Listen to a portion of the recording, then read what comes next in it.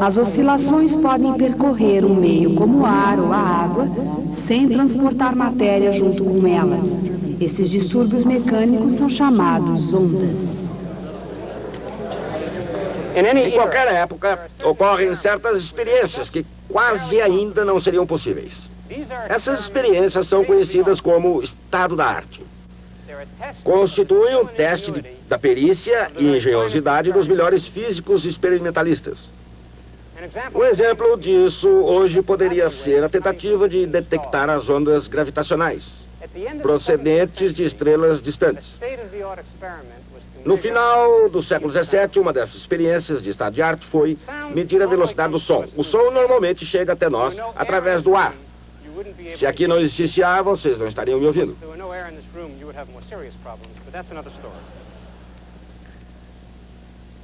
Naturalmente, vocês enfrentariam problemas mais sérios, mas isso é outra história. O som se propaga muito rapidamente, mas sua velocidade não é infinita. Podemos ouvir ecos, o som se refletindo em paredes distantes. Vemos o relâmpago antes de ouvirmos o trovão, porque a luz se propaga com maior rapidez que o som. Há 300 anos, um dos que tentaram medir a velocidade do som foi o próprio Isaac Newton. Suas medições não foram as melhores obtidas em sua época. A física experimental é uma arte e não era o forte de Newton. Mas é interessante observar como ele tentou fazer essas medições. No Trinity College, havia um longo corredor onde se ouvia um eco. Ele tentou medir o tempo que um som levava para chegar ao corredor e voltar. Como instrumento de medição, ele utilizou um simples pêndulo. O tempo gasto por um pêndulo para completar um balanço depende do seu comprimento. No momento em que se ouvia o som agudo, o pêndulo era liberado. Se o pêndulo voltasse antes do som, ele estava adiantado, e seu comprimento era aumentado. Se o som voltasse primeiro, ele estaria atrasado, e o pêndulo tinha o seu tamanho reduzido. Dessa maneira, ele pôde se aproximar cada vez mais do tempo exato que o som demorava para chegar ao corredor e voltar, podendo assim medir a velocidade do som. Agora vamos explicar o que é o som. O som é uma onda, um distúrbio que se propaga numa velocidade definida, como as ondas nesta máquina. Um bom ponto para iniciarmos a nossa discussão sobre as ondas é utilizarmos dois osciladores harmônicos como estes, ligados um no outro.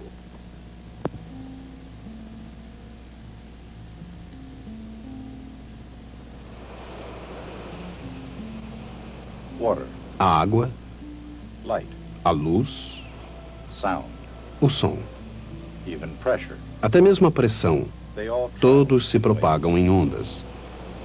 De fato, através de todo o mundo físico, as ondas são um dos fenômenos naturais mais comuns.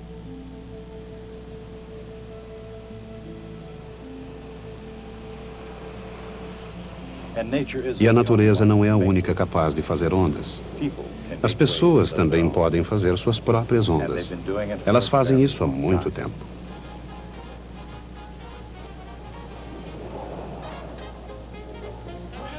Nova York, 1926.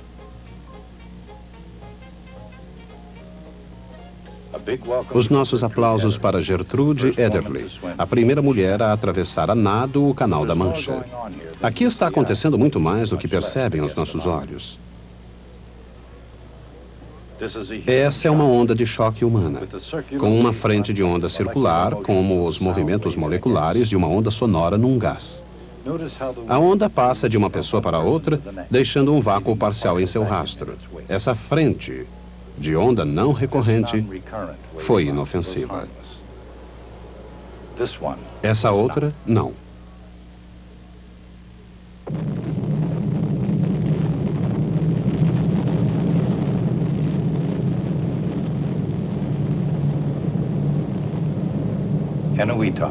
Eniwetok, 1952.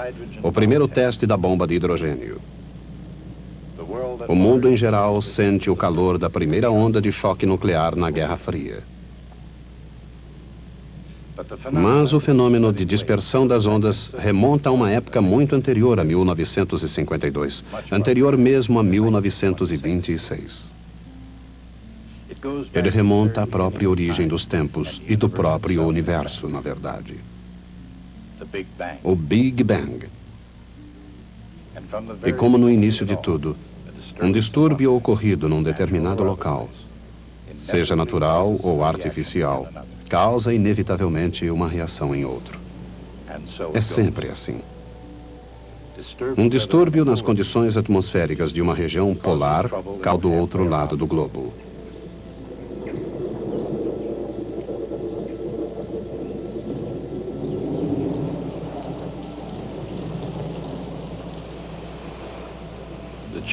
A cadeia de eventos e fenômenos terrestres, ligados por laços infinitamente complexos, pode ser melhor observada à distância. Mas talvez possa ser melhor compreendida em close-up. Isso porque não importa quão complexo pareça ser o sistema. Um princípio básico dá início à explicação de seus aspectos físicos. Se diferentes sistemas mecânicos são unidos, uma perturbação num deles é transmitida ao outro.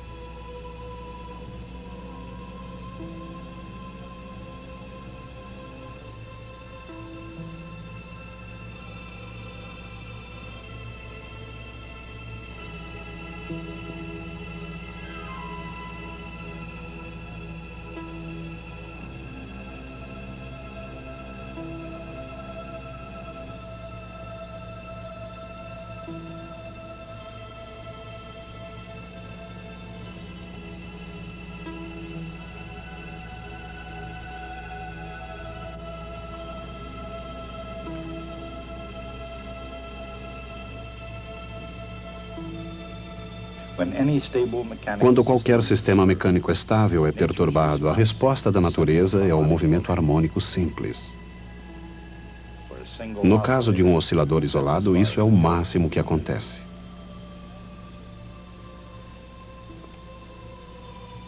Mas quando os osciladores estão ligados uns aos outros numa cadeia, um distúrbio registrado num deles é transmitido ao outro e ao seguinte, até o fim da sequência.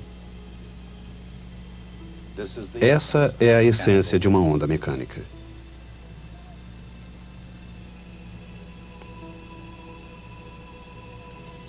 Às vezes, osciladores mecânicos individuais são fáceis de distinguir.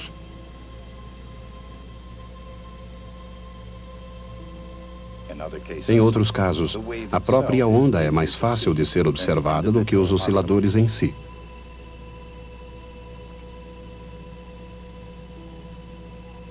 Talvez ainda mais surpreendente, as ondas se propagam não apenas ao longo da superfície da água, mas até mesmo no interior de um sólido cristalino. A velocidade de uma perturbação depende do meio através do qual ela passa e da ligação entre uma partícula de matéria e outra. Se a ligação é fraca, a perturbação passa lentamente. Se é forte, isso acontece rapidamente. Mas não importa a velocidade ou o meio, a água, o ar, até mesmo um sólido. Todas as ondas que se propagam através de qualquer meio são chamadas ondas mecânicas. As ondas mecânicas, ou impulsos, passam através de um cristal de átomo para átomo, porque cada átomo está preso a uma posição de equilíbrio por forças elétricas. Quando perturbados, eles agem mecanicamente, exatamente como massas ligadas por molas. Quando o impulso se propaga através de um sistema, nenhum oscilador se propaga, apenas a perturbação se propaga.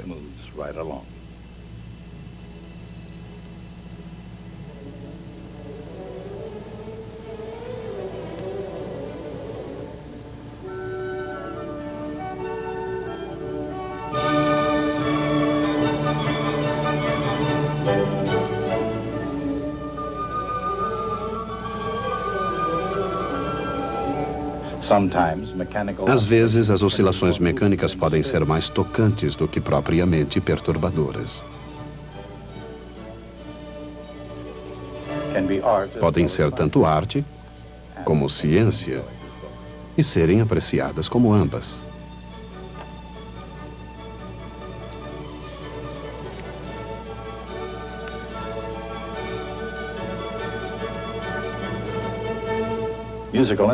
Os instrumentos musicais emitem ondas contínuas através do ar. Ondas que podem ser não só ouvidas, mas também visualizadas.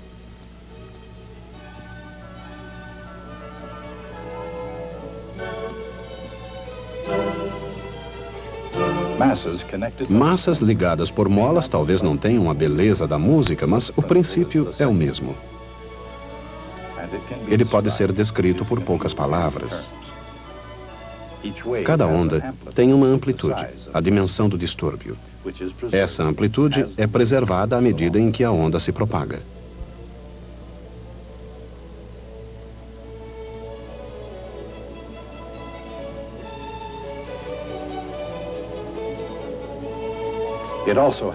Ela possui também um tempo definido para cada ciclo completo, chamado período. O inverso do período é chamado frequência.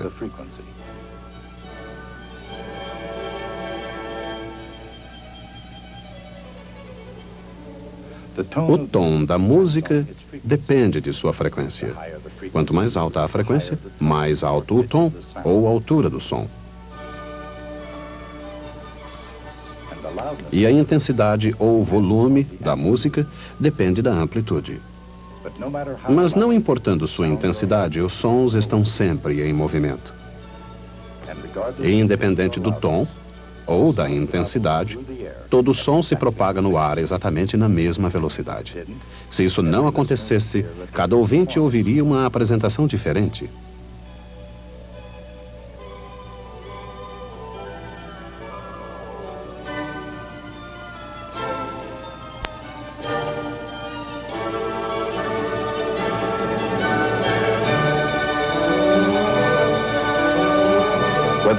Quer seja breve e suave, ou forte e longa, cada onda tem uma distância definida de uma compressão a outra, chamada comprimento de onda. O comprimento de onda é igual ao período vezes a velocidade da onda. Ou, em outras palavras, frequência vezes comprimento de onda é igual a velocidade. Frequências mais baixas produzem um maior comprimento de onda. Mas a velocidade permanece a mesma.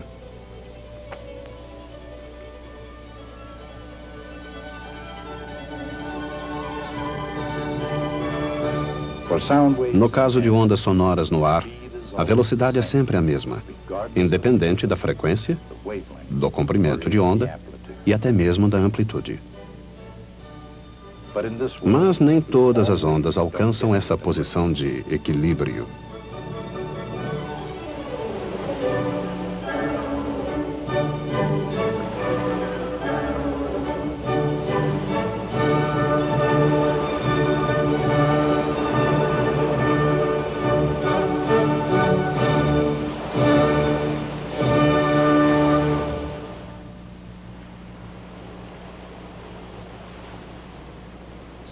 As ondas sonoras e as ondas aquáticas se propagam com diferentes velocidades.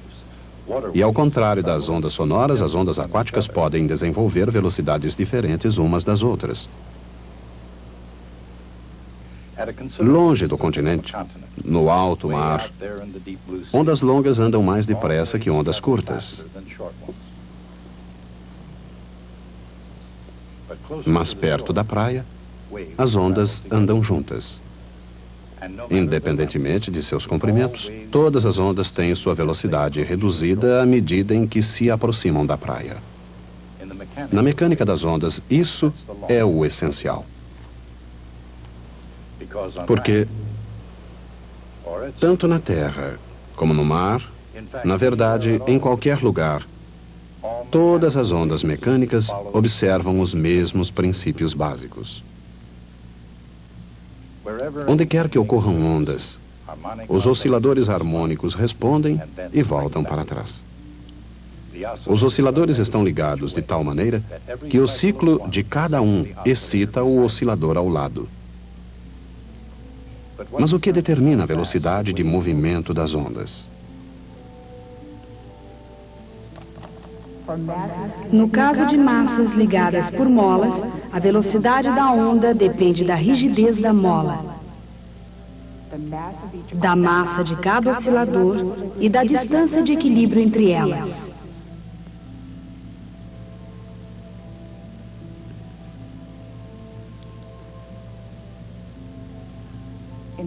Na água, a gravidade é a força que faz a água voltar para trás. É por isso que a gravidade determina a velocidade da onda aquática e também seu comprimento. Se a água é muito mais profunda do que o comprimento da onda, sua velocidade é aproximadamente igual à raiz quadrada de g, a aceleração da gravidade, vezes o comprimento de onda, dividido por 2π. Em outras palavras, as ondas oceânicas longas movem-se rapidamente, enquanto as ondulações pequenas movem-se mais lentamente. O resultado é que, na água profunda, as ondas longas passam sob as ondulações da superfície. E quer se trate de ondas longas ou pequenas ondulações, as ondas aquáticas diferem das ondas mecânicas simples de várias outras maneiras. Por exemplo, massas e molas podem oscilar na mesma direção em que estão ligadas. Essas são as chamadas ondas longitudinais.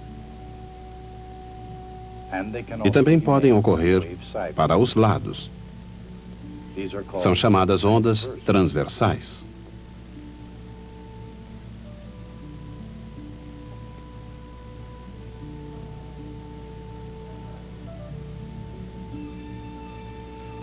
Mas as ondas aquáticas não são nem longitudinais, nem transversais. Na verdade, cada partícula de água na superfície se move ao longo de uma pequena circunferência. Cada circunferência é ligeiramente deslocada da próxima, produzindo juntas a familiar ondulação da superfície da água. À medida em que a onda aquática se aproxima da praia, ela entra em contato cada vez maior com o leito do mar, o que reduz a sua velocidade. Quanto mais próxima estiver a superfície do mar, de seu fundo, mais lenta a onda. Em águas rasas, a velocidade da onda é aproximadamente igual à raiz quadrada da aceleração da gravidade vezes a profundidade da água. Quando isso acontece, a parte fina da onda se move mais rapidamente do que a sua parte mais grossa, comprometendo sua forma de onda senoidal e, finalmente, fazendo a onda quebrar.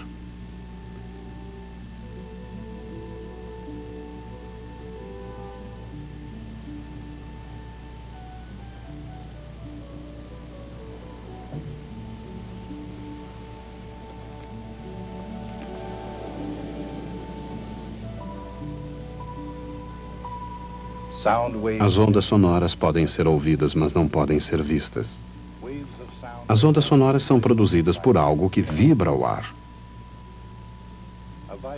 Um objeto em vibração faz com que o ar circundante entre em movimento, comprimindo e expandindo sua densidade com cada vibração. Uma onda sonora apresenta a mesma frequência de sua fonte. A força que impulsiona uma onda sonora provém de uma mudança de pressão em consequência do aumento ou diminuição da densidade do ar. Enquanto que a velocidade das ondas aquáticas depende da gravidade, a velocidade do som depende da pressão e densidade do ar. No ar, a velocidade do som é aproximadamente igual à raiz quadrada da pressão dividida pela densidade do ar.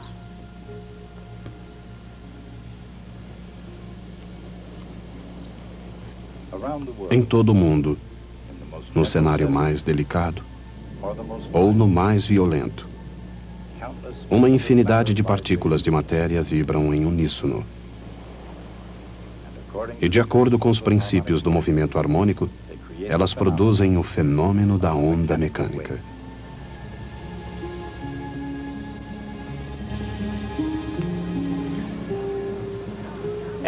Agora compreendemos porque Isaac Newton utilizou um pêndulo num corredor do Trinity College. Ele tinha uma teoria sobre a velocidade do som e achava que ela devia ser igual à raiz quadrada da pressão atmosférica dividida pela densidade do ar. Quando utilizou esses valores para determinar essa velocidade, o resultado foi 979 pés por segundo. Newton tentava medir a velocidade a fim de confirmar se sua teoria estava correta. Mas a medição mais precisa não foi obtida por Newton. A melhor medição obtida na época foi a de William Derham, que conseguiu um resultado de 1.142 pés por segundo. Nessa altura, Newton precisou fazer o que todo cientista deve fazer: um julgamento de valor. Sua teoria previu esse número. A experiência mediu esse resultado. A questão era: isso é bom ou ruim? Esse acordo ou desacordo entre esses números é satisfatório ou insatisfatório? Sabemos hoje que o que Newton fez foi um ato absolutamente estarrecedor. Antes dele, ninguém tinha a menor ideia de qual deveria ser a velocidade do som. Foi então que surgiu Newton, com a ideia correta do que era o som, e calculou sua velocidade com um erro de 20%. Ele deveria ter ficado satisfeito. Mas Newton analisou a situação e achou que ela era total e completamente inaceitável. Porque todo o avanço da revolução científica desde o tempo de Copérnico era retirar a mágica e o ocultismo da ciência. Newton havia introduzido sua teoria da gravitação, na qual forças invisíveis agiam entre os corpos a grandes distâncias e sem que houvesse nada entre eles. Isso parecia a Newton e seus contemporâneos como mágica. Newton defendia a sua teoria dizendo que ela estava correta porque funcionava. Ele conseguia fornecer predições numéricas exatas. Esse é o verdadeiro teste da validade de uma ideia científica. Se a concordância é o verdadeiro teste da sua teoria da gravitação, ela também deveria ser o verdadeiro teste da sua teoria da velocidade do som, que estava errada em 20%. Newton decidiu então corrigir sua própria teoria. O que ele fez tem um nome especial: cozinhada. Nenhum cientista jamais fez uma coisa dessas. Uma cozinhada feita pelo grande Sir Isaac Newton na sua obra fundamental da ciência, Os Princípios. Vou contar o que ele fez. Ouçam com muita atenção. Ele diz: o som desenvolve 979 pés por segundo. Não através do ar, mas através do espaço entre as moléculas de ar. Na verdade, ele anda ainda mais a cada segundo, porque as próprias moléculas ocupam espaço. Que espaço elas ocupam? Ele diz: sabemos que a densidade do ar é 470 vezes menor do que a densidade da água. Se imaginarmos um volume como esse contendo ar, esse ar poderia ser condensado em 1 sobre 470 desse volume. Nesse caso, a distância linear seria de 1/9 da distância linear original. A distância extra percorrida pelo som em 1 segundo é 979 dividido por 9, que é 108 a mais. Se ele acrescenta esse valor, obtemos 1.088 pés por segundo. O resultado está mais próximo, mas ainda não satisfaz Newton. Ele disse: o ar é 10% vapor de água. Como é que ele sabia disso? Ele não disse. A água não participa desse processo. Por que não? Ele não disse também por quê. Deveríamos ter dividido pela raiz quadrada de 9 décimos da densidade do ar.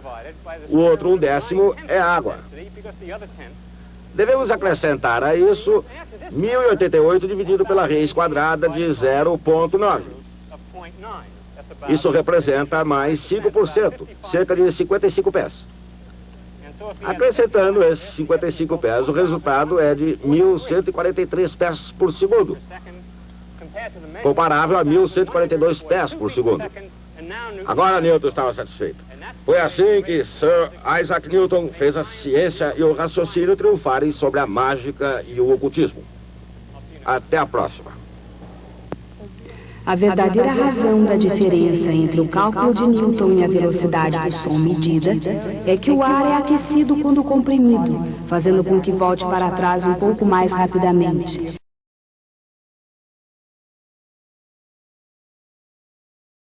Esse efeito sutil não seria descoberto senão um século depois da morte de Newton.